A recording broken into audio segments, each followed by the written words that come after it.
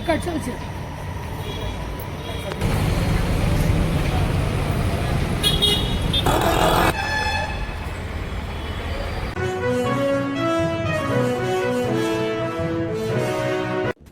ಇವತ್ತು 31ನೇ ದಿನ ಸರ್. ನಮ್ಮ ಕರ್ನಾಟಕದಲ್ಲಿ 31 ದಿನ ವಿದ್ಯುತ್ ನೆಪ ಇಡ್ತಾ ಇದ್ದಾರೆ. ಆದರೆ ಯುದ್ಧದ ಎಷ್ಟರ ಮಟ್ಟಿಗೆ ನಡೆದಿದೆಯೋ ಹೊರದೇಶದಲ್ಲಿ ನಮಗೆ ಗೊತ್ತಿಲ್ಲ. ಆದರೆ ಇವತ್ತು ನಮ್ಮ ಕರ್ನಾಟಕದಲ್ಲಿ 10 ಲಕ್ಷಕ್ಕಿಂತ ಹೆಚ್ಚು ಆಟೋ ರಿಕ್ಷಾ ಚಾಲಕರಿದ್ದೀವಿ. ಹುಬ್ಬಳ್ಳಿ ಧಾರವಾಡ ಅವಳಿ ನಗರದಲ್ಲಿ 25,000 ರಿಕ್ಷಾ ಚಾಲಕರಿದ್ದೀವಿ. ದಿನನಿತ್ಯ ಯಾವುದೇ ನಿಲ್ದಾಣದಲ್ಲಿ 100 ರೂಪಾಯಿಂದ 200 ರೂಪಾಯಿ ಬಾಡಿಗೆ ಹೊಡಕ್ಕಾಗ್ತಿಲ್ಲ. ಇವತ್ತು LPG ಪಂಪ್ಗಳಲ್ಲಿ ಹೋದ್ರೆ ನಾವು 200ರಿಂದ 300 ರೂಪಾಯಿ LPG ಅನ್ನ ಹಾಕೊಂಡು 500ರಿಂದ 600 ರೂಪಾಯಿ ದುಡಿದು ಮಾಲಕನಿಗೆ 200 ರೂಪಾಯಿ ಕೊಟ್ಟು 100 ರೂಪಾಯಿದಲ್ಲಿ ಅಕ್ಕಿ ಬೇಳೆ ರೇಷನ್ ತಗೊಂಡೋಗಿ ರಾತ್ರಿಯನ್ನ ಊಟ ಮಾಡು ತಾಜಾ ಕಾಣೆ ವಾಲೆ हम रिक्शा वाले। ये हमारा हुबली में 11 ಪಂಪ್ LPG ಪಂಪ್ಗಳಿದಾವು. ಇವತ್ತು 4 CNG ಪಂಪ್ಗಳಿದಾವು. ಹುಬ್ಬಳ್ಳಿ ಧಾರವಾಡ ಅವಳಿ ನಗರದಲ್ಲಿ 25,000 ರಿಕ್ಷಾನು 100 ರೂಪಾಯಿ LPG ಪಂಪ್ LPG ಮೇಲೆ ಇದಾವೆ. LPG ಪಂಪ್ಗಳಲ್ಲಿ ಮೊಟ್ಟ ಮೊದಲ ಬಾರಿಗೆ 58 ರೂಪಾಯಿ, 61 ರೂಪಾಯಿ, 62 ರೂಪಾಯಿ ಪ್ರತಿಯೊಂದು ಪಂಪ್ಗಳಲ್ಲಿ ಇದೇ ಒಂದ ರೇಟ್ ಇತ್ತು. ಆದ್ರೆ ಇವತ್ತು ಹುಬ್ಬಳ್ಳಿ ನಗರದಲ್ಲಿ 11 LPG ಪಂಪ್ 2-3 ಪಂಪ್ಗಳು ಬಂದಾಗಿದ್ದಾವೆ. ಇವತ್ತು ನಿನ್ನೆಯಿಂದ ಸುಮಾರು 85 ರೂಪಾಯಿ, 80 ರೂಪಾಯಿ, 90 ರೂಪಾಯಿ ರೇಟ್ಗಳಿತ್ತು. ಕೆಲವೊಂದು ಕಡೆ 100 ರೂಪಾಯಿ ಇದ್ದು. ಇವತ್ತು ಬೆಳಗ್ಗೆ ಏಪ್ರಿಲ್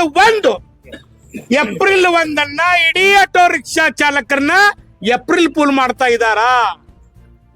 ಅಂದ್ರೆ ಇವತ್ತು ಆಟೋ ರಿಕ್ಷಾ ಚಾಲಕರು 2 ಕಿಲೋಮೀಟರ್ ಪಾಳೆ ಹಚ್ಚಿ ಒಂದು ಲೀಟರ್ಗೆ 65 ರೂಪಾಯಿ, 70 ರೂಪಾಯಿ, 80 ರೂಪಾಯಿ ಹೋಗಿ 90 ರೂಪಾಯಿ ನಿಂತಿದೆ, 100 ರೂಪಾಯಿ ನಿಂತಿದೆ. ಇವತ್ತು ನಾನು ಮನವಿ ಮಾಡ್ತಾ ಇದ್ದೀನಿ. ಈಗಾಗಲೇ ಮಾನ್ಯ ಜಿಲ್ಲಾಧಿಕಾರಿಗಳು ಕೂಡ ಮನವಿ ಕೊಟ್ಟಿದ್ದೀನಿ. ಮುಂದುವರುವಂತ ದಿನದಲ್ಲಿ ಇವತ್ತು ನಾಳೆ 2 ದಿನ ಬಿಟ್ಟು ನಾವು ಮಾನ್ಯ ಜಿಲ್ಲಾಧಿಕಾರಿಗಳಿಗೆ ನಾವು ದೂರವಾಣಿ ಸಂಪರ್ಕ ಮಾಡಿದ್ದೇವೆ. ಇವತ್ತು ನಮ್ಮ ಪೊಲೀಸ್ ಆಯುಕ್ತರು ಸಾಹೇಬರಿಗೆ ನಾವು ಭೇಟಿ ಆಗ್ತೇವೆ. ಆಹಾರ ಇಲಾಖೆಗೆ ಮುತ್ತಿಗೆ ಹಾಕಿ ಪ್ರತಿಭಟನೆ ಮಾಡ್ತೇವೆ. ಇದೇ ತರ ಆಟೋ ರಿಕ್ಷಾ ಚಾಲಕರು ಬೆಳಗಿಂದ ರಾತ್ರಿವರೆಗೆ 20 ರೂಪಾಯಿ ಸೀಟ್ ಕೊಡ್ರಿ ಅಂದ್ರ 10 ರೂಪಾಯಿ ಕೊಡ್ತೀವಿ, ಬರೋನು ಬೇಡುವಂತ ಪರಿಸ್ಥಿತಿ ನಿರ್ಮಾಣ ಆಗೈತೆ. ತಕ್ಷಣ ಸಂಬಂಧಪಟ್ಟ ಇಲಾಖೆ ಎಲ್ಲಾ LPG ಪಂಪ್ಗಳ ಮೇಲೆ ಕೂಡಲೇ ಕ್ರಮ ತಗೋಬೇಕು. ಕ್ರಮ ತಗೊಳ್ದಿದ್ರೆ ಹುಬ್ಬಳ್ಳಿ ಧಾರವಾಡದಷ್ಟೇ ಅಲ್ಲ, ಅಖಂಡ ಕರ್ನಾಟಕದಲ್ಲಿ ಆಟೋ ರಿಕ್ಷಾಗಳ ಬಂದ್ ಕೋರ ಕೊಟ್ಟು ಉಗ್ರ ಹೋರಾಟ ಮಾಡ್ತೇವೆ. ಮಾನ್ಯ ಸಾರಿಗೆ ಸಚಿವರು ಇರ್ಬೋದು, ಮಾನ್ಯ ಉಸ್ತುವಾರಿ ಮಿನಿಸ್ಟರ್ ಇರ್ಬೋದು, ಇವತ್ತು ಗೃಹ ಖಾತೆ ಸಚಿವರು ಇರ್ಬೋದು, ಪ್ರತಿಯೊಬ್ಬ ಅಧಿಕಾರಿಗಳು ಇದ್ರ ಮೇಲೆ ಗಮನ ಹರಿಸಬೇಕು. ವಿಶೇಷವಾಗಿ ನಮ್ಮ ಮುನಿಯಪ್ಪ ಸಾಹೇಬ್ರು ಹೇಳ್ತಿದ್ದಾರೆ, ಎಲ್ಲಿ ಆಹಾರ ಬಗ್ಗೆ ಆಗ್ಲಿ, LPGಗಳಾಗ್ಲಿ, ಮನೆ ಸಿಲಿಂಡರ್ ಆಗ್ಲಿ, ಅಂಗಡಿ ಸಿಲಿಂಡರ್ಗಳಾಗ್ಲಿ ಯಾವುದೇ ರೀತಿ ಕೊರತೆ ಇಲ್ಲ ಅಂತ ನಾನು ಹೇಳ್ತಿದ್ದಾರೆ. ಮುನಿಯಪ್ಪ ಸಾಹೇಬರಿಗೆ ನಾನು ಇಡೀ ಉತ್ತರ ಕರ್ನಾಟಕ ಆಟೋ ರಿಕ್ಷಾ ಮನವಿ ಮಾಡ್ತೇನೆ. ಮನೆಗಿಂತ ಅವಶ್ಯಕತೆ ಇರುವುದು ಸಾರ್ವಜನಿಕರನ್ನ ಸೇವೆಯಲ್ಲಿ ಇರುವಂತ ಆಟೋಗಳು. ಯಾಕಂದ್ರೆ ಮನೆಯಲ್ಲಿ ಬೇಕಾದ್ರೆ ನೆಲ್ಲಲ್ಲಿ ಕುಂತರೆ ನಡೀತದೆ, ಆದ್ರೆ ಆಟೋ ರಿಕ್ಷಾ ಚಾಲಕರು ದುಡಿದಿದ್ರೆ ಅವ್ರ ಮಣಿತನ ಹಿಡಿದಿಲ್ಲ. ಹಾಗಾಗಿ ಇದು ಸಂಬಂಧಪಟ್ಟ ಇಲಾಖೆಗೆ ನಾನು ಮನವಿ ಮಾಡ್ತೇನೆ.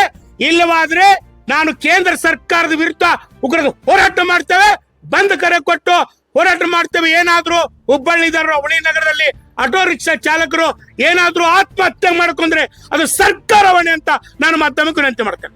ಇವತ್ತು ರೈತರಿಗೆ ನೀವು ಸಾಲ ಮನ್ನಾ ಮಾಡ್ತೀರಿ, ಆಟೋ ರಿಕ್ಷಾ ನಾವು ಸಾರ್ವಜನಿಕ ದುಡಿಯುವಂತವ್ರು ನಮ್ಮ ಸಾಲಗಳನ್ನು ಕೂಡ ಮನ್ನಾ ಮಾಡಬೇಕು.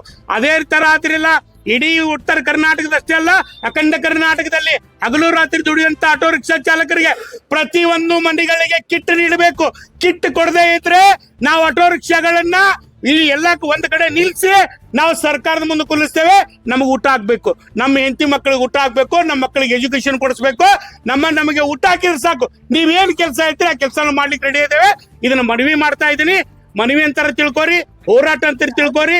ನಾವೇನಾದ್ರೂ ನೀವು ಸರ್ಕಾರಗಳು 2 ಸರ್ಕಾರಗಳು ಬಗ್ದಿದ್ರೆ ನಾವು ಖಂಡಿತ ಕೂಡ ಆಟೋ ರಿಕ್ಷಾ ಚಾಲಕರ ಕುಟುಂಬಕ್ಕೆ ಏನಾದ್ರೂ ಹಾನಿ ಆದ್ರೆ ಸಂಬಂಧಪಟ್ಟ ಇಲಾಖೆದಲ್ಲಿ ಆಟೋ ರಿಕ್ಷಾ ಚಾಲಕರ ಹೆಣ ಇಟ್ಟು ಪ್ರತಿಭಟನೆ ಮಾಡಿ ಸರ್ಕಾರನ ಅಲ್ಲೋಲಕಲ್ಲ ಮಾಡೋ ಪರಿಸ್ಥಿತಿ ಆಗ್ತೈತೆ ಮಾತನ್ನು ವಿನಂತಿ ಮಾಡ್ತೇನೆ. ಸರ್, ಹುಬ್ಬಳ್ಳಿ ನಗರದಲ್ಲಿ 11ರಿಂದ 12 LPG ಪಂಪ್ಗಳಿದ್ದಾವೆ. ಇವತ್ತು 31 ದಿನಗಳ ವಿದ್ಯುತ್ ನೆಪ ಹೇಳ್ಕೊಂಡು ಬರ್ತಿದ್ದಾರೆ. ಇವತ್ತು ಏನ್ ಮಾಡ್ತಿದ್ದಾರೆ, ಸುಮಾರು 20-30 ದಿನದ ಹಿಂದಿರುವಂತ ಸ್ಟಾಕ್ ಅನ್ನ ಇಟ್ಟುಕೊಂಡು ನಮ್ಮ ಕಡೆ ಖಾಲಿ ಆಗಿದೆ ಅಂತ ಮಾತು ಹೇಳ್ತಿದ್ದಾರೆ. ಕೆಲವೊಂದು ಪಂಪ್ನಲ್ಲಿ ಆ ತರ ಆಟೋ ರಿಕ್ಷಾ ಚಾಲಕರ ಜೂಜಾಟ ತರ ಆಡಿದ್ರೆ ನಾವು ಬಿಡೋದಿಲ್ಲ. ಯಾಕಂದ್ರೆ ಇವತ್ತು 68 ರೂಪಾಯಿ 58 ರೂಪಾಯಿ ಹೋಗಿ 65 ರೂಪಾಯಿ ಬಂದಿತ್ತು. ಇವತ್ತೇನ್ ಮಾಡ್ತಿದ್ದಾರೆ, ಅದೇ ಸ್ಟಾಕ್ ಅಂದ್ರೆ ಇವತ್ತು 500 ಲೀಟರ್ 600 ಲೀಟರ್ ಇರಂಗಿಲ್ಲ, ಅದು 2,000 ಲೀಟರ್ ಗಟ್ಲೆ ಇರ್ತದೆ.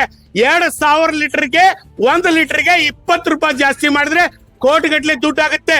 ಆ ದುಡ್ಡನ್ನ ಹೊಡಿಗೋಸ್ಕರ ಕೆಲವೊಂದು ಪಂಪ್ಗಳಲ್ಲಿ ನಮ್ಮ ಆಟೋ ರಿಕ್ಷಾ ಚಾಲಕರ ಮೇಲೆ ಗೂಬೆ ಕುಂದ್ರಿಸೋ ಕೆಲಸ ಮಾಡ್ತಿದ್ದಾರೆ. ಇವತ್ತು ಎಲ್ಲಾ ಸಂಬಂಧಪಟ್ಟ ಇಲಾಖೆದವರು, ವಿಶೇಷವಾಗಿ ನಮ್ಮ ಮುನಿಯಪ್ಪ ಸಾಹೇಬ್ರು ಇದ್ರ ಮೇಲೆ ತನಿಖೆ ಮಾಡಿಸ್ಬೇಕು. ತನಿಖೆ ಮಾಡಿಸಿ ಎಲ್ಲಾ ಪಂಪ್ಗಳಲ್ಲಿ ರೇಟ್ ಬೋರ್ಡ್ ಹಾಕಿ ಆಟೋ ರಿಕ್ಷಾ ಚಾಲಕರಿಗೆ ಸರಿಯಾದ ರೀತಿಯಲ್ಲಿ LPG ಕೊರತೆ ಆಗದಂತೆ ನೋಡ್ಕೋಬೇಕು. ಯಾಕಂದ್ರೆ ಅವರು ಆಟೋ ರಿಕ್ಷಾನ ನಂಬಿ, ಜನರನ್ನ ನಂಬಿ ಬದುಕುವಂತ ಆಟೋ ರಿಕ್ಷಾ ಚಾಲಕರು ನಾವು. ಅದಕ್ಕೆ ನಾವು ಮುನಿಯಪ್ಪ ಸಾಹೇಬ್ರಿಗೆ ಯಾಕೆ ನಾವು ಇದನ್ನ ಪದೇ ಚುಚ್ಚ ಹೇಳ್ತಿದೀವಿ ಅಂದ್ರೆ, ಮಾಧ್ಯಮದಲ್ಲಿ ನೀವೇ ಬರ್ತಾ ಇದ್ರಿ, ಅದನ್ನ ನಿಮಗೆ ನಾವು ಹೇಳ್ಬೇಕಾಗ್ತದ. ಅದಕ್ಕೆ ನಾವು ವಿಶೇಷವಾಗಿ ಇಡೀ ಆಟೋ ರಿಕ್ಷಾ ಚಾಲಕರ ಮೇಲೆ ಗಮನ ಹರಿಸಬೇಕು. ನಮ್ಮ ಮುನಿಯಪ್ಪ ಸಾಹೇಬ್ರು ವಿನಂತಿ ಮಾಡ್ತೇನೆ. ಸರ್, ಅವ್ರು ಇವತ್ತು ಏನ್ ಹೇಳ್ತಿದಾರ ಅಂತಂದ್ರೆ, ಇವತ್ತು ಸ್ಟಾಕ್ ಇಲ್ಲ, ನಾವು ದುಡ್ಡು ಕಟ್ಟಿದೀವಿ, ಬರ್ತಾ ಇಲ್ಲ, ಅಲ್ಲಿ ಯುದ್ಧ ನಡೆದಿದೆ, ನಾವು ಬುಕ್ ಆಗಿ ಮಾಡಿದ್ರು ಕೂಡ ನಮ್ ಕಡೆ LPG ಬಂದಿಲ್ಲ ಅನ್ನುವಂತ ಮಾತು ಹೇಳ್ತಿದಾರ. ಅದಕ್ಕೆ ಇವತ್ತು ನೀವು ಪೆಟ್ರೋಲ್ ಡೀಸೆಲ್ ಮೇಲೆ ಹೆಚ್ಚಿಗೆ ರೊಕ್ಕ ಮಾಡಿಲ್ಲ, LPG ಮೇಲೆ ಯಾಕೆ ಹೆಚ್ಚಿಗೆ ರೊಕ್ಕ ಮಾಡಿದ್ರಿ?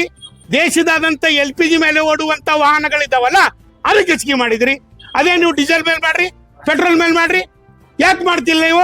ಅವು ಯಾಕಂದ್ರೆ ಆ ಗಾಡಿಗಳು ಓಡಿರೋ ಕಡಿಮೆ ಇದಾವೆ, ಆಟೋ ರಿಕ್ಷಾಗಳೇ ರಾಜ್ಯದ ಅಂತ ಜೈಸ್ ಅಂತ ಹೆಚ್ಚಿಗೆ ಓಡಾಡ್ತಾವ, ಇದ್ರ ಮೇಲೆ ಹೊರೆ ಹಾಕ್ಬಿಡೋನು ಅಂತ ಕೇಂದ್ರ ಮತ್ತು ರಾಜ್ಯ ಸರ್ಕಾರ ಸಂಬಂಧಪಟ್ಟ ಇಲಾಖೆದವರು ಇದ್ರ ಬಗ್ಗೆ ಒಳ ಒಪ್ಪಂದ ಮಾಡಿಕೊಂಡು ನಮ್ಮ ಮೇಲೆ ಹಣ ವಸೂಲಿ ಮಾಡ್ತಾ ಕೆಲಸ ಮಾಡ್ತಿದಾರೆ ಅಂತ ನಾವು ವಿನಂತಿ ಮಾಡ್ತೀವಿ. ಕೇಂದ್ರ ಮತ್ತು ರಾಜ್ಯ ಸರ್ಕಾರದವರು ಏನಾದ್ರು ನಾವೇನ್ ಕೇಳ್ತಾ ಇದ್ದೀವಿ, ವಿದ್ದನ್ನ ಇಟ್ಟುಕೊಂಡು ನೀವೇನು ಹೆಚ್ಚಿಗೆ ಮಾಡ್ತಾ ಇದ್ದೀರಿ, ಅದಕ್ಕೆ ನಾನು ವಿನಂತಿ ಏನ್ ಮಾಡ್ತಾ ಇದ್ದೀನಿ, ನೀವೇನಾದ್ರೂ ರೇಟನ್ನ ಒಂದು ರೇಟ್ ಬೋರ್ಡ್ ಹಾಕ್ಬೇಕು, ಒಂದು ಸರಿಯಾದ ರೀತಿ LPG ಪೂರೈಕೆ ಮಾಡ್ಬೇಕು. 2 ನೀವು ಇವನು 2 ಮಾಡದಿದ್ರೆ ಇಡೀ ಕರ್ನಾಟಕದಾದ್ಯಂತ ಎಲ್ಲಾ ಆಟೋ ರಿಕ್ಷಾ ಚಾಲಕರು ಅಷ್ಟೇ ಅಲ್ಲ, ಚಾಲಕರ ಹೆಂಡತಿ, ಚಾಲಕರ ತಾಯಿ ತಂದಿ, ಚಾಲಕರ ಮಕ್ಕಳು, ನಾವು ಸರ್ಕಾರದ ಮುಂದೆ ಕುಂದಿರ್ತೇವೆ, ಆಟೋಗಳ ಸರ್ಕಾರದ ಕಚೇರಿಗಳ ಮುಂದೆ ಹಚ್ತೇವೆ, ನಮಗೆ ಊಟ ಕೊಡ್ರಿ, ನಮ್ಮ ಮಕ್ಕಳಿಗೆ ಎಜುಕೇಶನ್ ಕೊಡ್ರಿ, ಸಾಕು.